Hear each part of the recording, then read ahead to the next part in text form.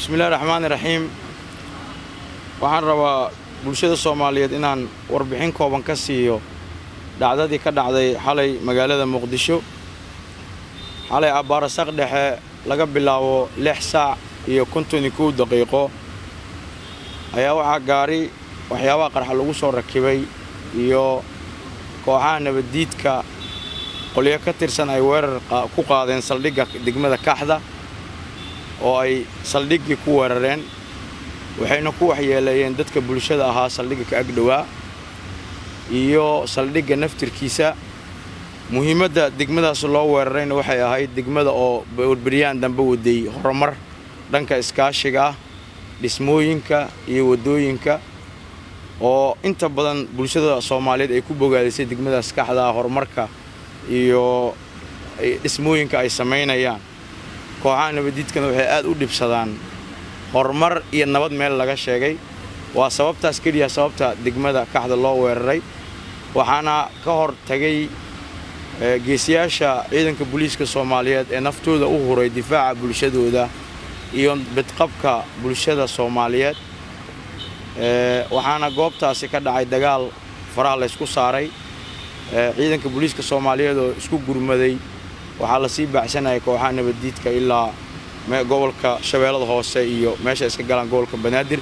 oo ilaa hadda geesiyaasha booliiska Soomaaliyeed ay ku maqan yihiin howlgalkaas sidoo kale isla xalay waxa gaari qarxa lagu weeraray deegaanka Daarusalaam oo asagana ka mid ah goobaha bulshada Soomaaliyeed ay horumarka u aragto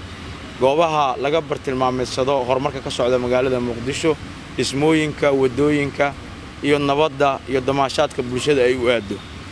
intaas waaye waxa lagu weeraray Daarusalaam waxaana la diidan yahay nabadda iyo horumarka bulshada Soomaaliyeed ay ku dhaqaaqday goobtaasna waxa waxyeelo ka soo gaartay dad shacab ah oo rayida oo gaaray ilaa 16 qofood dhaawac waxa u xanuun badan Ilaahay ha u naxariistee laba gabdhood oo yar yar oo goobtaas ku dhintay Ilaahay naxariistii jannaha siiyo gacanka aqdaran ayaa waxyeelaysay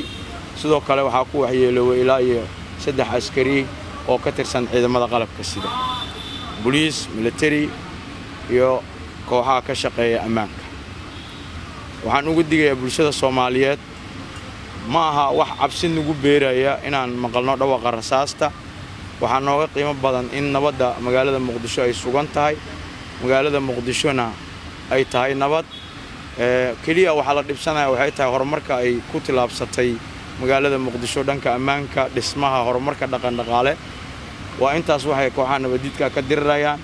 laakiin waxaan u balan qaadaynaa bulshada Soomaaliyeed goob kasto ay joogaan in ciidanka booliiska Soomaaliyeed marnaba ka dibcaynin iyo ciidamada qalabka sida guud ahaanba marna ka dibcaynin in dhiiga iyo naftaba loo huro ummadda Soomaaliyeed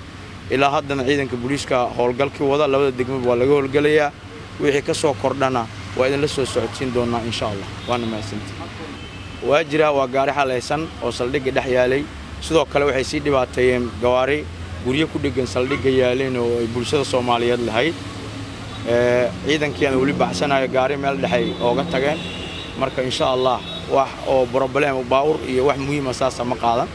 laakiin waxyeelada bulshada Soomaaliyeed nooga dhib badan taasna waa ka difaacnay siday wax dhibeen wax uma noqonin insha Allah ilaahayna waxaan ka baryaynaa in intii bukootay ee meeshaas ku waxyeelay ka bogsiyo inta dhimateen ilaahayna